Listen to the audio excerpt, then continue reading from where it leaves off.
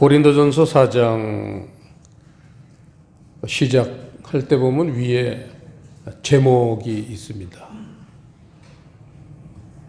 제목이 있는 성경이 좋은 성경입니다. 제목을 보시면요, 사도의 직분, 이러한 관점에서 고린도전서 4장을 우리가 봐야지만 핀트가 맞을 수 있겠죠. 이 사도의 직분이라는 이 단어 하나 때문에 우리는 오늘 생각해야 될 게 꼭 있습니다. 뭐냐면 이 신약 성경에서 총 27권의 그 성경 중에서 사도들이 기록한 성경이 얼마나 되는가 생각해 본다면 그 중요성을 우리가 알 수가 있겠죠. 27권의 성경 중에 사도가 아닌 분들이 성경을 기록한 책은 4밖에 없습니다.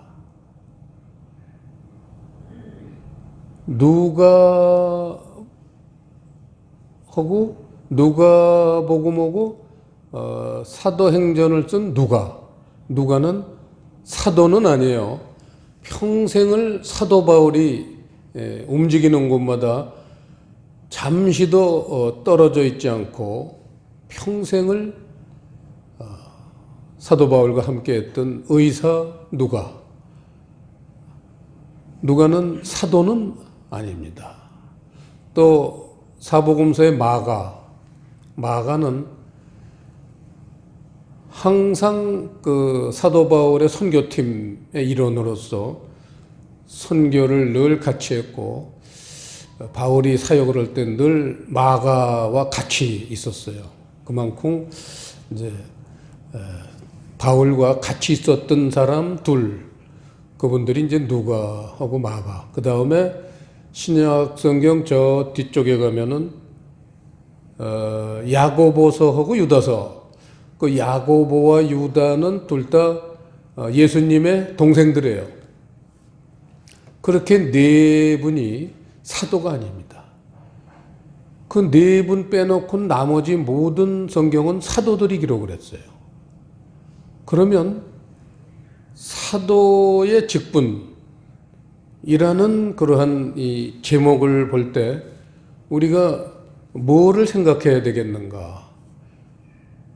사도들이 어떤 그런 직분, 자기들의 하나님 앞에서의 사명감, 그거를 우리가 살펴봄으로써 성경을 볼 때 어떠한 시각으로 우리가 성경을 봐야 되겠는가 하는 그 실마리가 거기서 나오지 않겠어요?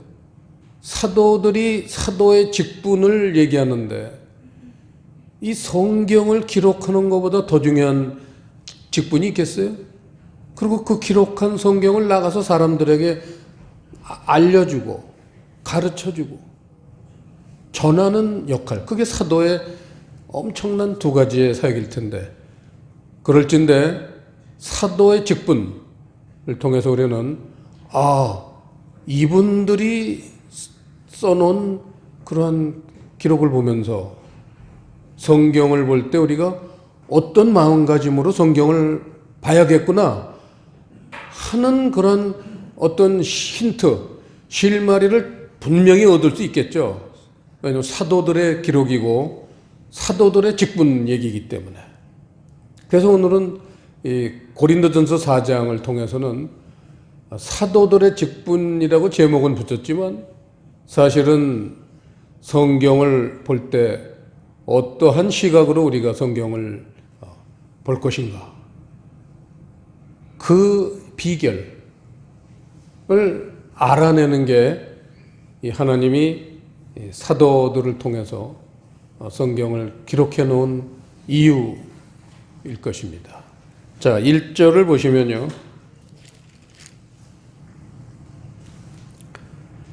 사람이 마땅히 우리를 그리스도의 일꾼이 여기 우리를이라고 여기 우리라는 거는 꼭 사도만은 아닌 것 같아요.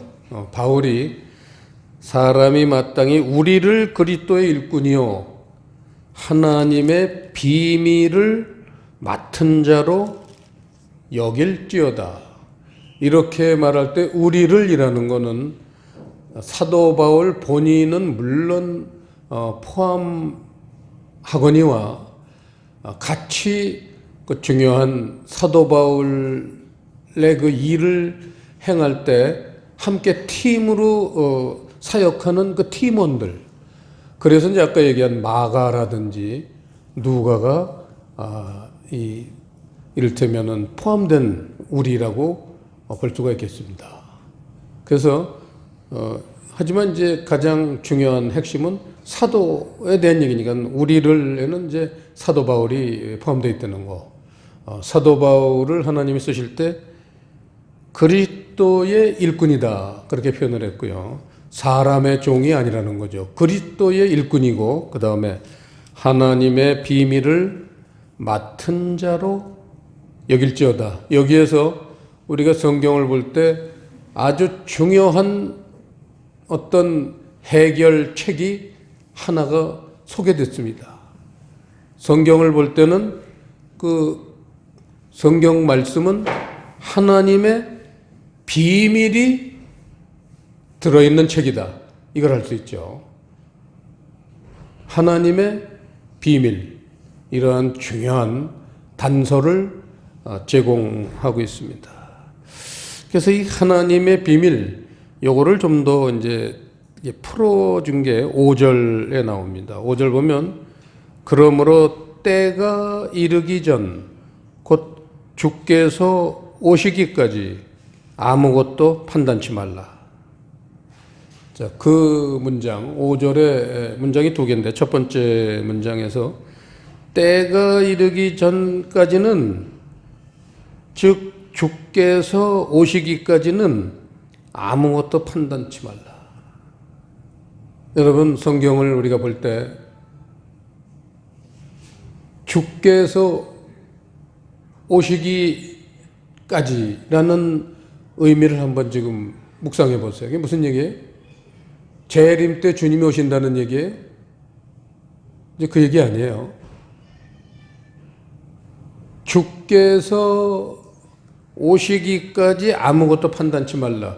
그걸 만약에 예수님이 재림하시는 예수님으로 이걸 주께서 오시기까지를 재림하시는 예수님으로 만약에 그렇게 우리가 이해를 한다면, 그러면 예수님 재림하실 때까지 아무것도 판단치 몰라. 아무것도 판단하지 말고 멍청하게 살려는 얘기예요? 성경을 보면서? 그건 아닐 거 아니에요. 멍청하게 성경 봐라 그 얘기예요? 주께서 오시기까지. 그게 무슨 얘기일까요? 우리가 말씀을 볼 때 그분이 오셔야 돼요. 그분이 말씀을 풀어주셔야 돼요. 그분이 말씀을 풀어주실 때까지는 절대 이 성경 말씀을 판단하지 말라는 거예요. 아, 이 말씀은 이렇겠구나. 이렇게 판단하지 말라는 거예요. 살인하지 말라는 사람을 죽이지 말라. 이렇게 판단하지 말라는 거예요. 왜냐? 하나님의 비밀이 숨겨 있다는 거예요. 성경 말씀에는. 그러면 여러분 생각해 보세요.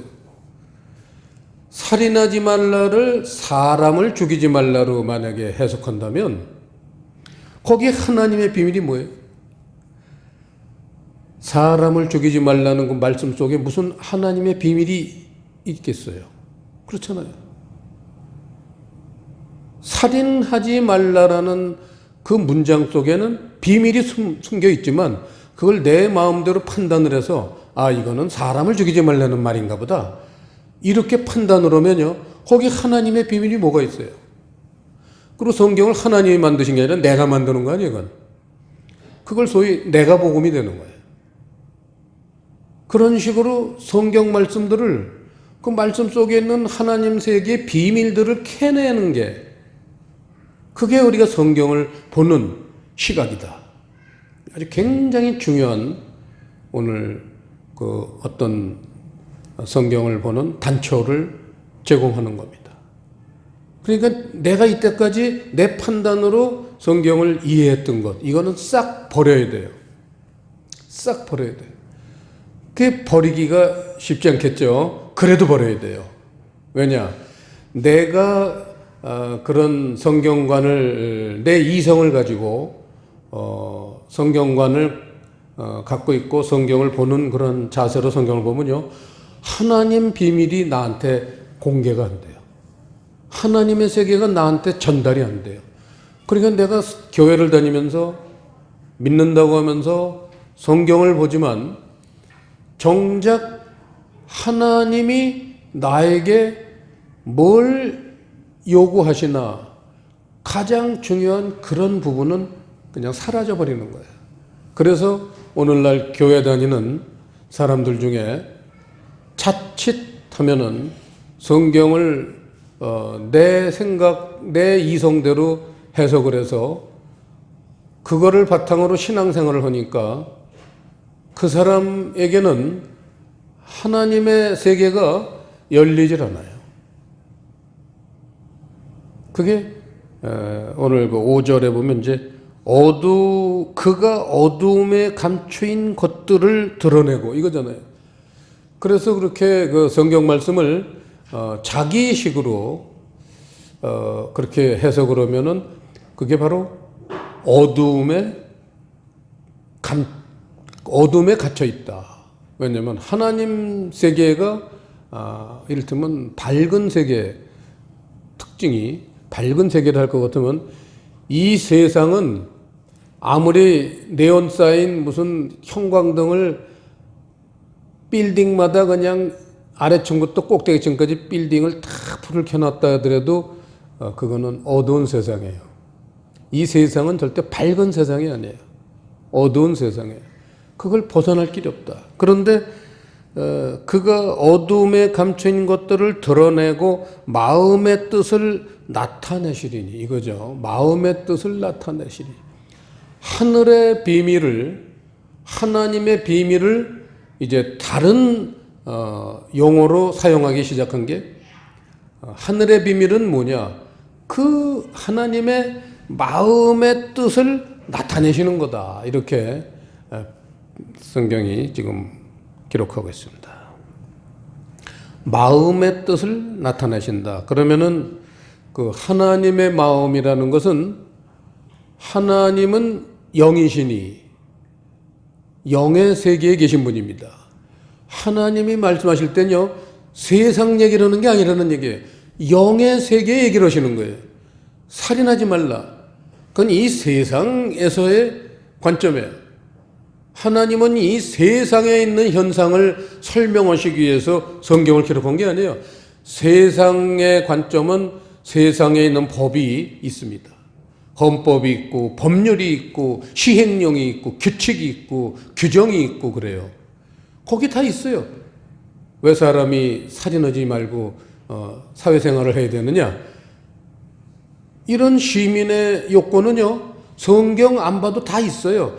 그걸 하나님이 또 잔소리 하시듯이 살인하지 말라고 할 필요가 없는 거예요. 살인하면 안 되는 그런 취지들이 다 법에 있고, 또 그걸 어길 때는 어떻게 징계를 받고, 그게 다 법에 있어요. 다 있습니다. 그러니까 하나님 나라의 이 비밀, 하나님의 말씀은 하나님 영의 세계의 어떠한 여러 요건들, 기준들을 우리에게 가르쳐 주시는 거예요. 왜냐하면 우리가 영의 사람이 되기 위해서. 육의 사람은 될 필요도 없는 거예요. 육의 사람이잖아요, 우리가. 이 세상에서 욕심 가지고 살고 육으로 살고 있잖아요. 육의 사람이 될 필요는 없어요. 이미 돼 있으니까. 근데 그 육으로 살면 어두움이라는 거예요.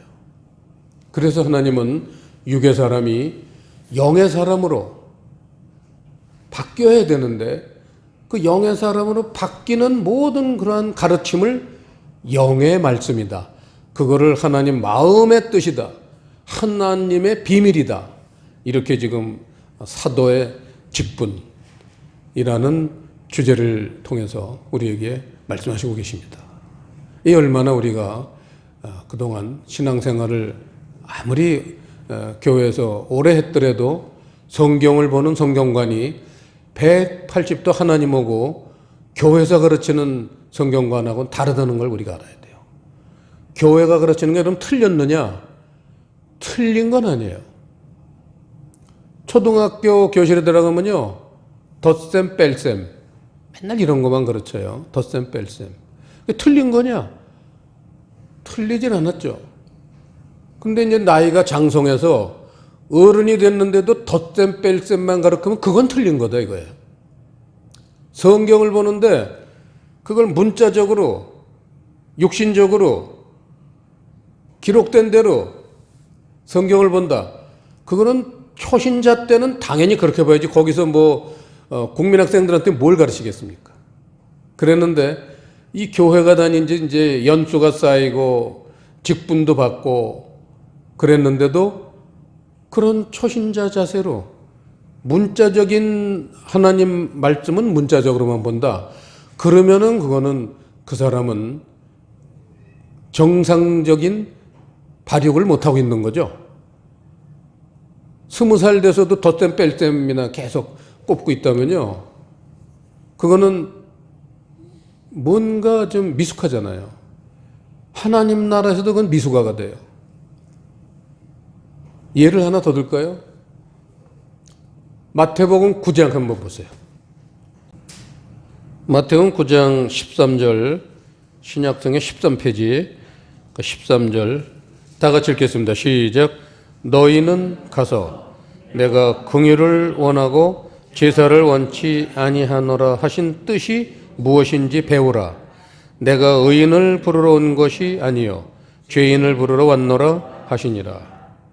자, 여기서 긍휼을 원하고 제사를 원치 아니하노라, 이렇게 하나님이 호세아서 6장 6절 말씀을 지금 예수님이 인용하고 계신 거예요. 구약 성경 호세아서에 나오는 말씀입니다. 호세아라는 선지자를 통해서 그런 말씀을 했는데, 이걸 예수님이 인용하시면서 뭐라 했냐면 그 뜻이 무엇인지 배우라 그랬잖아요, 예수님이. 왜냐하면 그 말씀 속에는 하나님의 비밀이 들어있기 때문에 하나님으로부터 그 비밀을 알아내기 전에는 그 뜻을 사람의 생각이나 사람의 이성 가지고는 알 수가 없어요. 왜냐하면 하나님은 사람하고 내 생각은 너희 생각과 달라서 그러셨잖아요. 하늘이 땅보다 높음같이 내 생각은 너희보다 높으니라. 하늘이 땅을 볼 수나 있어요. 사람의 그런 생각하는 수준 가지고는 하나님의 그런 사고의 수준을 도달할 수도 없어요. 그런데도 사람들은 배울 생각을 안 한다 이거예요. 그러면 긍휼을 원하고 제사를 원치 아니하노라, 이게 무슨 뜻이냐? 이걸 배우라는 거예요. 누구한테 배우라는 거예요? 아까 뭐라 했어요? 본문에서, 고린도서에서 4장. 그분이 주께서 오시기까지. 오늘날은 성령님이 오시는 거예요. 성령님이 와서 그 기록된 그 문자적인 말씀의 영적인 뜻을 깨닫게 해 주실 때까지 배우라는 거예요. 한 번 물어봐서 대답 못 받았다고 포기하지 말고 대답을 들을 때까지 1시간, 하루, 열흘, 1년, 5년. 왜 하나님이 그렇게 오래 걸릴 수도 있느냐?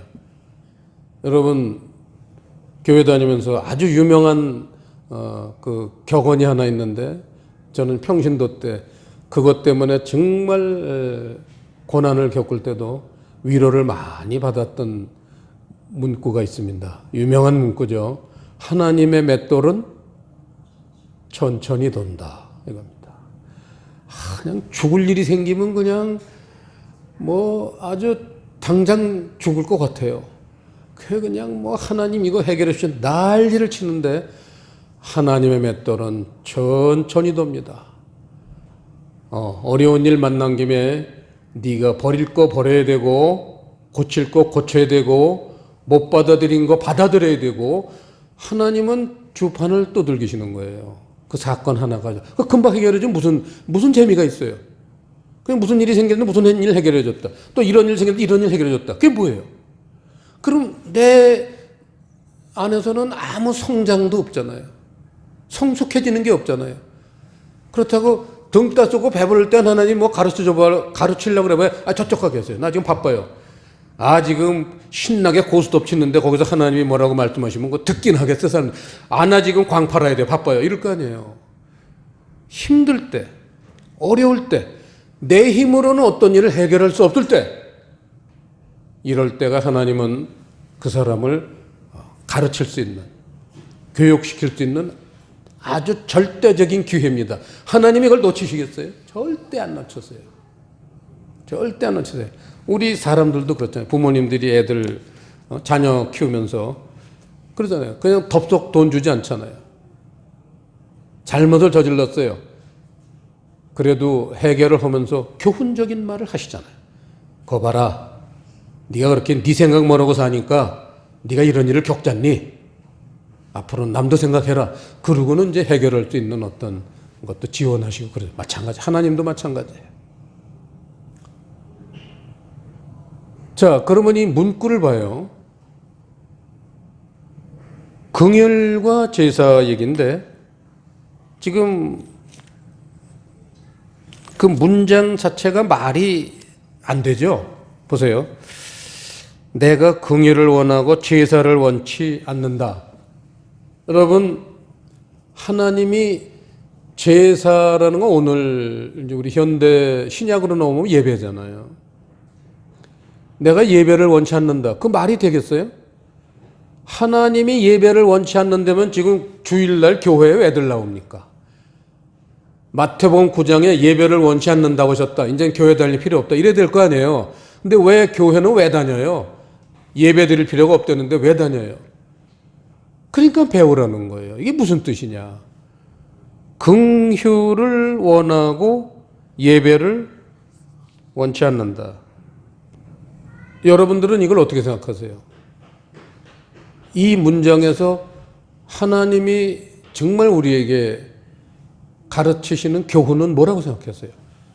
긍휼을 원하고 제사를 원치 않는다. 그게 무슨 뜻이에요? 다들 아시잖아요. 여러 번 우리가 타치했던 문제라 다들 알고 있어요. 긍휼이 빠진 예배는 예배가 아니다 그 얘기예요. 예배라는 건 뭐냐? 로마서 12장 1절 한번 찾아보시죠. 로마서 12장 예배가 뭐냐?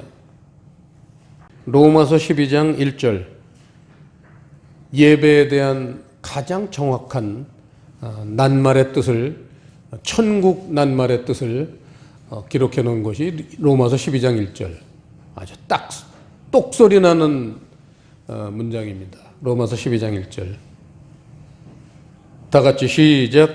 그러므로 형제들아 내가 하나님의 모든 자비하심으로 너희를 권하노니 너희 몸을 하나님이 기뻐하시는 거룩한 산 제사로 드리라. 이는 너희의 드릴 영적 예배니라. 산 제사, 살아서 행하는 모든 행위, 그게 영적 예배라는 거예요. 근데 그 속에 긍휼이 빠졌다고 치면 내가 사는데 긍휼히 여기는 마음이 없어. 남을 불쌍히 여기는 마음이 없어. 그런 사람이 주일날 교회에 나와서 예배를 드린다. 그거는 하나님이 안 받으시는 예배다 그 얘기를 하는 거예요. 그걸 내가 긍휼은 원하고 제사를 원치 않는다.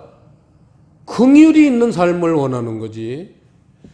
긍휼도 없이 교회에 나와서 예배만 드리는 그런 삶, 그러한 신앙생활, 그거는 안 하는 게 낫다. 안 해도 된다. 그걸 내가 긍휼은 원하고 제사는 원치 않는다. 이렇게 아주 압축해서 지금 우리에게 가르치고 계시는 겁니다. 여러분, 긍휼이라는 그 덕목을 생각해 보세요. 만약에 하나님하고 우리들 사이에 긍휼이라는 그런 덕목이 하나님이 없으신 채, 하나님이 긍휼이라는 덕목을 안 가지신 채 우리를 대한다고 생각해 보세요. 지구상에 한 사람이라도 하나님 앞에 나가서 설 수 있는 사람이 있습니까? 다 죄인인데 다윗은 고백하기를 머리털 수보다도 나는 죄를 더 많이 졌다고 말하는 이 죄인들이, 이 더럽고 추한 인간들이 어떻게 하나님 앞에 가서 설 수가 있습니까? 하나님의 바로 그 긍휼, 불쌍히 여기는 마음, 그것 때문에 죄인도 하나님은 품으시고, 그래 네가 죄 짓느라고 얼마나 고생하고 힘들었냐, 용서해 줄게, 이제 죄 그만져, 그거 아니에요. 그래서 하나님한테 죄 용서를 받은 우리가 남을 불쌍히 여기고 긍휼히 여기는 마음도 없이 산다, 그러면 예배드릴 자격도 없다는 그 얘기예요.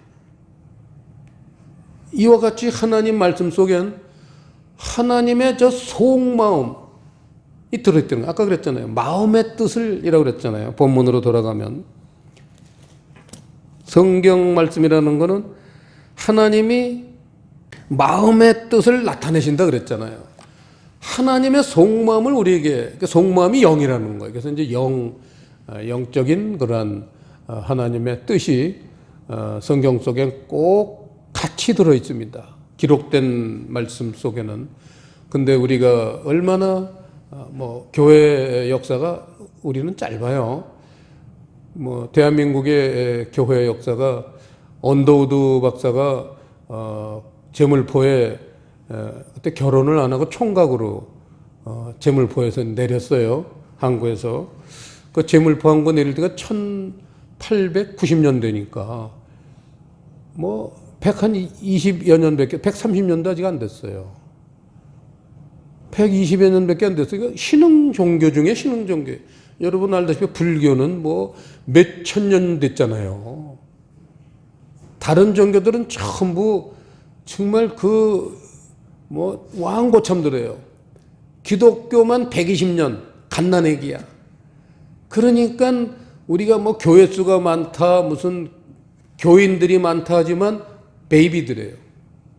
전부 그 수준들은 그 미약한 어린이 유아 수준으로 신앙생활을 하는 거예요.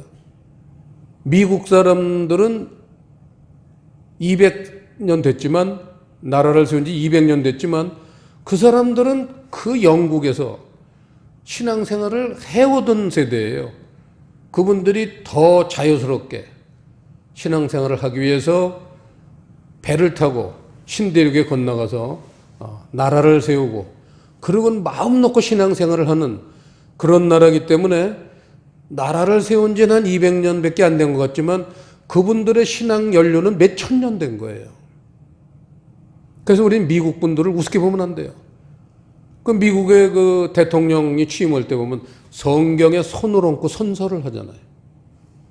국회의원들도 당선되면은 국회 처음 모인 날 성경에다가 손을 얹고 나는 성경의 정신과 뜻대로 이 직무를 수행하겠습니다. 선서를 해요.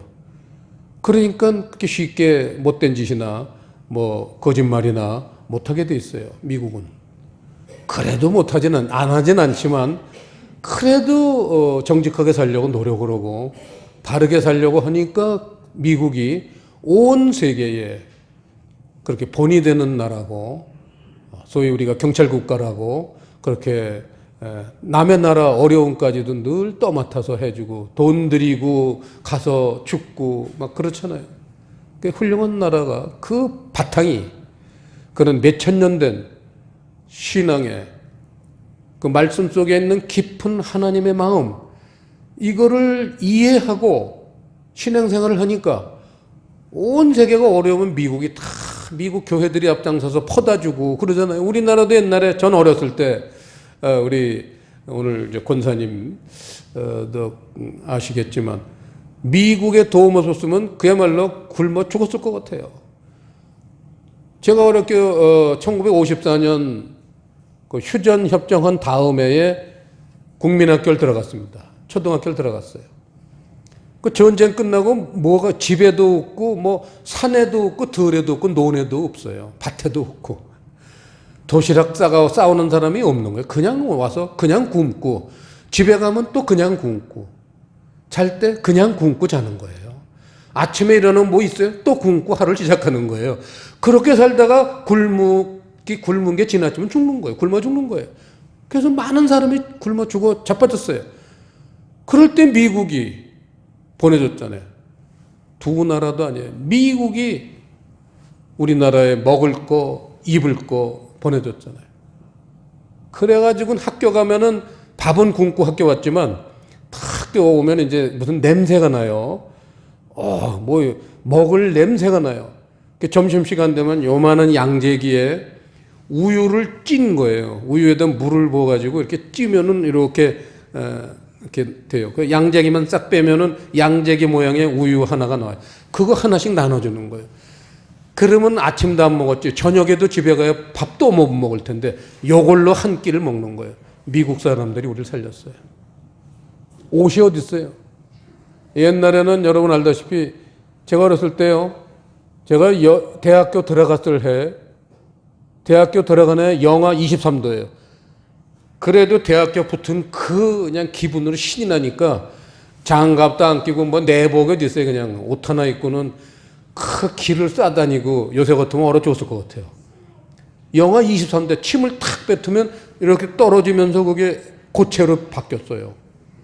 코를 길에서는 흥하고 들이마실 수가 없는 게 그 코 속에 있는 물이 확 그냥 코 속에서 이게 얼음이 돼가지고 쨍 해가지고 코가 아파요. 코도 어디 실내 가서 들이켜야죠. 길에서는 그냥 다녀야 돼. 흘려도 그냥 이렇게 닦기만 해야지. 흙 그거 들이마셨던 그 속에서 얼어요. 그런 추위인데 제가 어렸을 때 그 6.25 끝나고 얼마나 추울 때인데 아주 미국 사람들이 얼마나 옷을 많이 보내주는지요. 그 입던 옷도 있지만 안 입은 옷이 더 많았어요. 고물자 하면은 여러분 그게 입던 옷 보내준 게 아니에요. 그분들이 돈으로 사서 보내준 거예요. 미국 사람들. 긍휼을 베푼다는 것. 하나님한테 배운 거예요. 우리는 지금 긍휼을 배우고 있느냐? 우리 한국 교회들, 한국 성도들이 긍휼을 배우고 있는가 이거예요. 하나님 말씀을 통해서 배워야 되는데 말씀을 껍데기만 배우고 있으니까 그 하나님 마음속에 있는 긍휼의 마음, 불쌍히 여기는 마음이 들어오질 못하는 거예요. 그래서 그냥 아웅다웅하고 살고 있다. 이제 그런 내용입니다. 그 다음에 15절에 보시면요. 그리스도 안에서 일만 스승이 있으되 아비는 많지 아니하니 그리스도 예수 안에서 복음으로써 내가 너희를 낳았습니다. 이거예요. 내가 왜 긍휼이 없어요? 긍휼이 생길 만한 근거가 되는 말씀, 이를테면 성경 말씀의 그 속뜻, 그거를 우리가 배우질 못했기 때문에 긍휼이 안 생긴다 그거예요. 그런 걸 생기게 해주는 말씀을 여기서 복음이라고 그래요. 그래서 기쁜 소식인 거예요. 복음.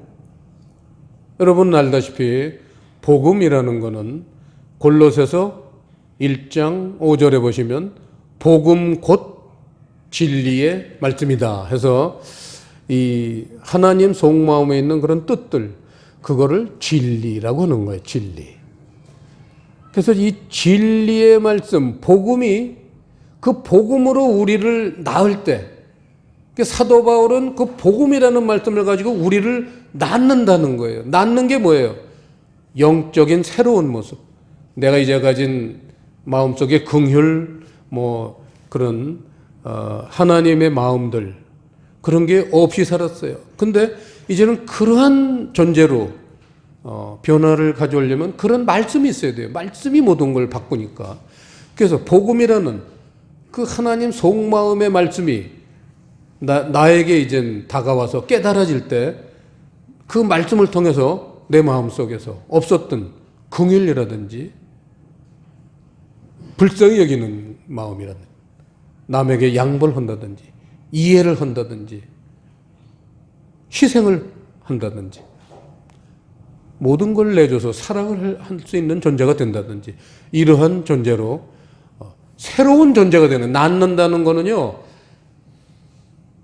근본적으로 이제 뭐 육체가 또 생기는 건 아니에요. 영적으로 새로운 존재가 된다. 그게 낳는 거예요. 내 자신만을 위해서 살던 그런 존재가 이제는 긍휼, 이 긍휼이라는 것, 불쌍히 여기는 것, 이해하는, 이건 전부 남을 향한 덕목이에요. 뭐 내 자신을 긍휼을 베풉니까? 뭐 내 자신을 이해합니까? 남을 이해하고 남을 불쌍히 여기고 남에게 다가가는 자세예요. 이걸 성경을 통해서 하나님으로부터 배워야 돼요. 그래야지만 낫는다. 새로운 존재가 된다는 겁니다. 그래서 이 고린도서 바울만 그렇게 얘기한 게 아니라 우리 푸른 교회가 아주 중요시 여기는 말씀 중에 이 영적으로 거듭나는 거에 대해서는 반드시 빼놓을 수 없는 말씀이 야고보서 1장 18절 한번 찾아보겠습니다.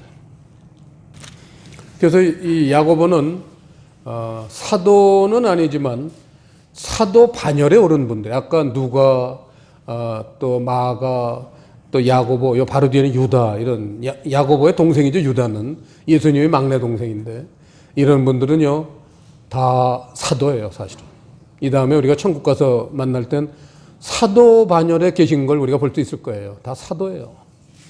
그래서 사도 바울이 기록했던 그 깊은 마음을 야고보도 알고 기록한 거예요. 이게 야고보서 1장 18절입니다. 다 같이 시작. 그가 그 조물 중에 우리로 한 첫 열매가 되게 하시려고 자기의 뜻을 좇아 진리의 말씀으로 우리를 낳으셨느니라. 여기서 나타라는 단어가 똑같아요. 아까 바울이 사용한 단어하고 똑같아요. 나타.